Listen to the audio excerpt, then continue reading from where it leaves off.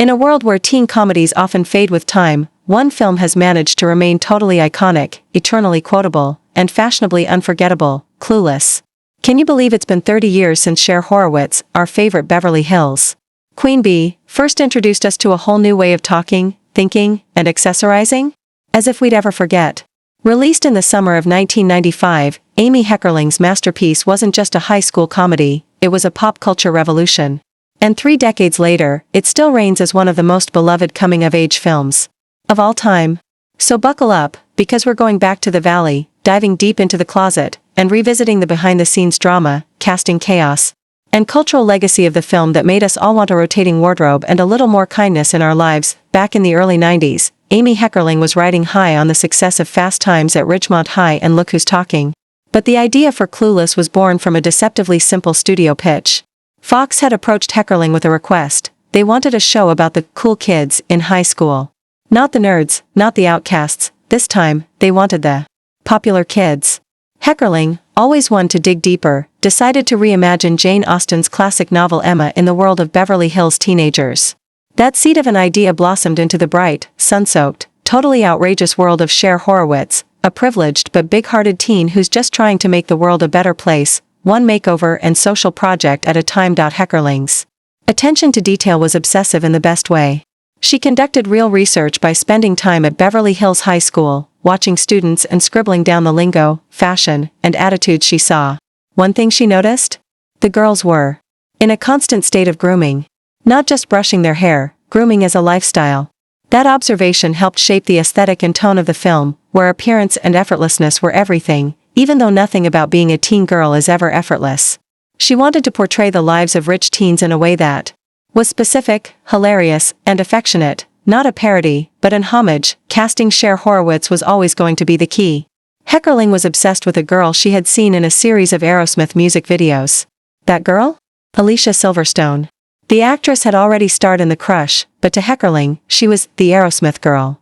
She even videotaped the music video to show producers what she envisioned. Meanwhile, casting director Carrie Fraser was pushing hard for the same actress, though she hadn't realized they were both talking about the same person. Once Silverstone sat down for a casual dinner with Heckerling and leaned over the table to sip from a straw rather than bringing the glass to her mouth, it was sealed. Oh my God, this is my girl, Heckerling thought. Cher wasn't just a role Silverstone played, she embodied her. Still, studio execs weren't ready to sign off just yet.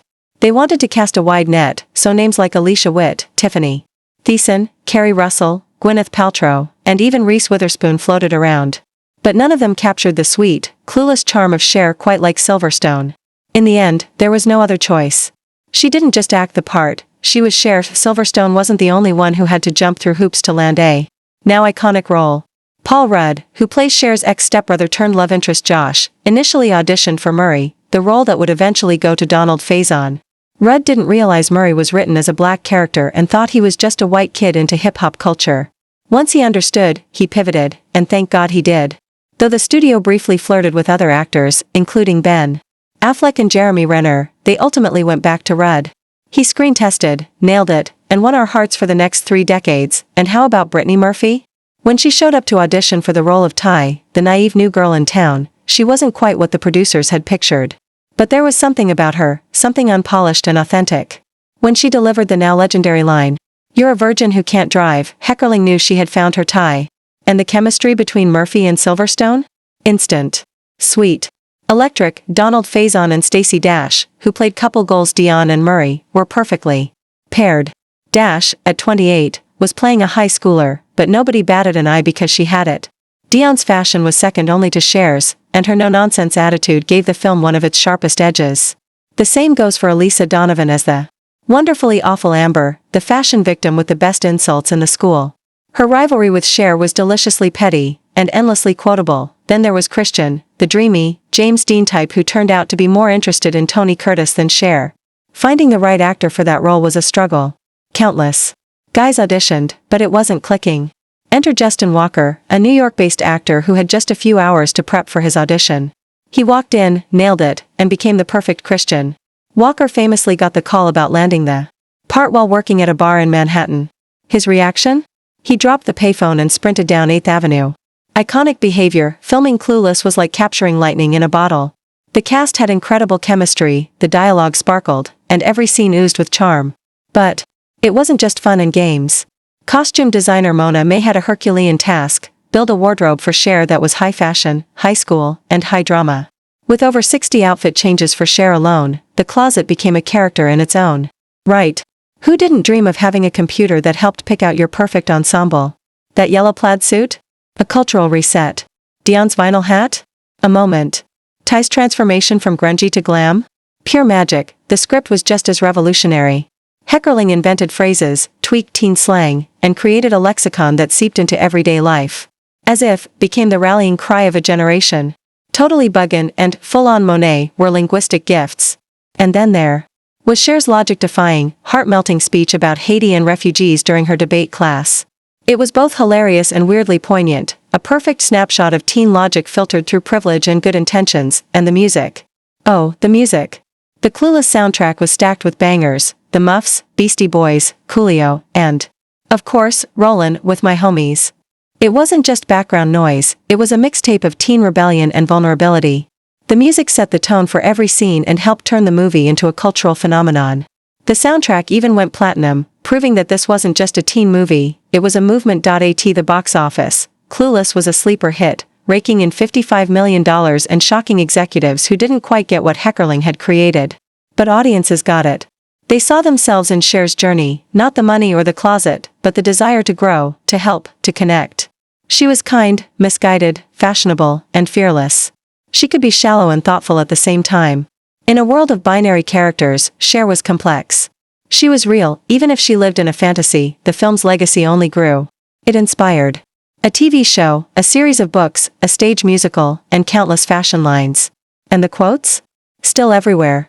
You can't scroll through Instagram without stumbling upon a meme that traces its roots back to Clueless. Even today, Gen Z has embraced Cher's world with open arms. The film has a kind of timeless quality that transcends the 90s, even though it's dripping with 90s nostalgia. And let's talk about Paul Rudd. 3 decades later, he's still everyone's Hollywood crush, and for good reason. He's barely aged.